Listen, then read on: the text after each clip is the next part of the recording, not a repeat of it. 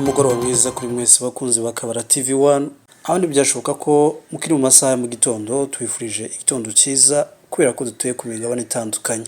Inkomezi James nk'ibisanzwe mugiye kubana turi ku mugoroba kuri iki cyumweru tariki 11 z'ukwezi kwa mbere umwaka 2026. Reka tubane muri aya makuru y'umugoroba. Reka amakuru yacu tuyahere mu bijombo. Amakuru yizeye waturuka muri territoire ya Uvira muri groupement ya Bijombo aravuga ko hari abasore bahoze babarizwa mu mutwe wa Gumino uyobowe na Colonel Nyamusaraba Alexis. Gusa iyo force ikaba yariyobowe na Koboyi. Mu bari bagize bakomeje kwiyunga ku ngabo z'abirwanaho za MRDP twirwaneho. Abo basore bari kugenda bacika umuyobozi wabo Koboyi nyuma yaho bamaze iminsi bahungiye mu bibira, aho bakomeje guhura n'ibibazo bikomeye by'imibereho birimo inzara n'ubuzima bubi muri ibyo bice bari bihishemo. Aya makuru avuga ko twirwaneho ikomeje kubasaba kugaruka mu mahoro, ibizeza ko nta nzigo cyangwa ubugome ibafitiye, ahubwo ko intego ari ukubaha amahirwe yo kugaruka bagafatanya igisirikare n'urugamba rwo kurengera abaturage. Mu minsi ishize Koboyi ubwe ngo yaba yarahamagaye bamwe mu bashefu bo mu mihana ya Kajembwe abasaba kugeza ubutumwa bwe ku mugaba mukuru w'ingabo zatwirwaneho Brigadier General Charles Sematama, amumenyesha ko yifuza ibiganiro bigamije kumufasha kuva mu bihuru yihishemo akaza mu mahoro. Gusa kugeza ubu nta tangazo ryemewe rirava ku cyicaro gikuru headquarter cyatwirwaneho ryemeza niba ibyo biganiro byakwemerwa cyangwa niba hari izindi nzira yafashwe kuri iki kibazo. Abasenguzi mu by'umutekano bavuga ko amahirwe yo kugirana ibiganiro byihariye ashobora kuba make, bagasanga inzira ishoboka kurushaho ari uko Koboyi arambika imbunde hasi mu mahoro akaza nk'abandi barwanyi ba Maimai cyangwa se Wazalendo. Kuri ubu nabo harimo abamaze kwiyunga kuri MRDP twirwaneho. Koboyi yamara kurambika imbunde akanyuzwa mu myitozo cyangwa se training mu rurimi rw'amahanga ya gisirikare kimwe n'abandi basirikare kugira ngo bamukuremo ideology y'ikizalendo afata umurongo muzima utandukanye n'uwo yararimo. Amakuru atugeraho kandi avuga ko kugeza ubu Koboyi asigaranye abana 8 barimo abapfurero 3 n'abanyamurenge 4, bose bakiri mu gace kagizwe n'ibibira kari hirya y'imihana ya Kajembwe. Ibi byose bibaye mu gihe twirwaneho ikomeje gushyira imbere ubumwe, kunga no kugarura amahoro n'umutekano muri Haut Plateau, cyane cyane kakaba kari akarere kari kamaze igihe karibasiwe n'imitwe yitwaje intwaro ya Wazalendo, FDLR, Red Tabara ndetse n'ingabo z'u Burundi ufatanyije na FARDC arico gisirikare cy'igihugu ca Republika Iharanira Demokarasi ya Kongo.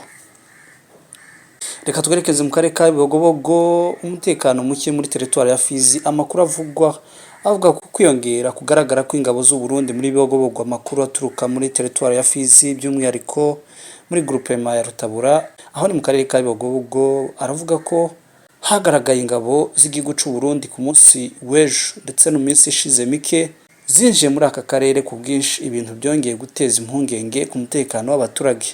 Abatuye muri utu duce bavuga ko izo ngabo zatambutse ziciye mu nzira zitandukanye, aho hari zafashe icyerekezo cya Kabembwe mu gihe izindi zishobora kuba ziri gushakisha inzira zo kwinjira mu mashyamba akikije ako gace ariyo Mihanga ndetse na Ndobo.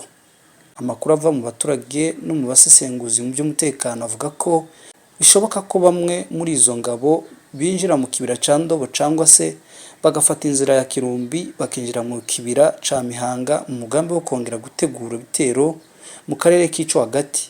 Ibi bibaye mu gihe ingabo z'u Burundi zaraziherutse gukubitirwa mu mirwano yabereye mu co hagati n'Indondo mu minsi ishize, aho zahise zihunga zerekeza mu mujyi wa Baraka. Gusa amakuru agezweho kuri ubu aravuga ko izo ngabo zongeye kwiyegeranya no kuzamuka zisubira mu gace ka Bibogobogo. Ibintu bikomeje gutera impungenge n'ubwo abaturage bahatuye bakibaza intego z'izo ngabo muri aka karere, bakanatinya ko hashobora kongera kuba isibaniro ry'imirwano, umutekano w'abaturage n'ubuzima bwabo bigashirwa mu kaga.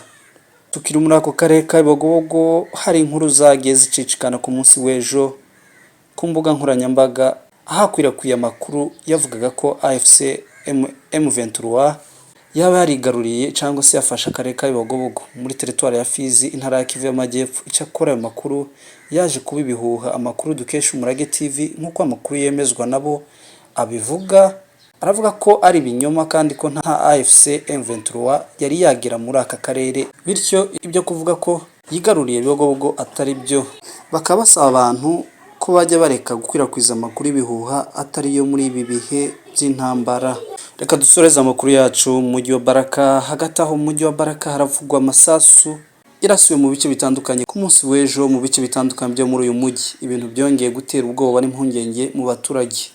Amakuru ava mu batuye uyu mujyi avuga ko ayo masasu afitanye isano n'ibikorwa by'ubujura bivugwa ko bikorwa n'abasirikare ba FARDC ndetse n'abo bafatanyije ariyo mitwe ya Wazalendo. Abaturage rero bavuga ko ibi bikorwa by'urugomo bimaze gufata indi ntera, birimo kwiba abaturage imitungo yabo, gusahura amaduka, kwaka abaturage amatelefone ndetse no kurasa amasasu mu buryo butari ngombwa, cyane cyane mu masaha y'ijoro.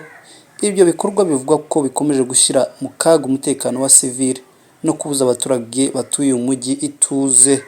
Mwibuke ko hari ibirego bikomeye by'ihohotera birimo gufata abagore ku ngufu bikorwa n'abantu bitwaje intwaro, bivugwa ko ari ingabo za leta FARDC ndetse n'imitwe ya Wazalendo yishigikiye, aho usanga bagenda bitwikira ijoro bagakora ibikorwa bigayitse nk'ibyo. Ayo makuru nubwo ataremezwa n'inzego zibishinzwe akomeje kwiyongera mu buhamya butangwa n'abaturage, harimo n'ibyabereye mu mujyi wa Makobora mu minsi ishize mike. Abasenguzi b'umutekano bavuga ko kurasa amasasu mu buryo bwa hato na hato ari ikimenyetso cy'ihungabana n'imiyoborere ipfuye mu ngabo ziri muri uyu mujyi. Gusubiza ibintu ku murongo bikananirana kandi inshingano zabo ari ukurinda umutekano w'abaturage ndetse n'ibyabo. Abaturage ba Baraka barasaba ubuyobozi bwa leta n'inzego z'umutekano gufata ingamba zihamye kandi zigaragara hagamijwe guhagarika ubujura n'ihohotera no kugarura amahoro n'umutekano usesuye muri uyu mujyi umaze iminsi urangwa n'akavuyo kenshi.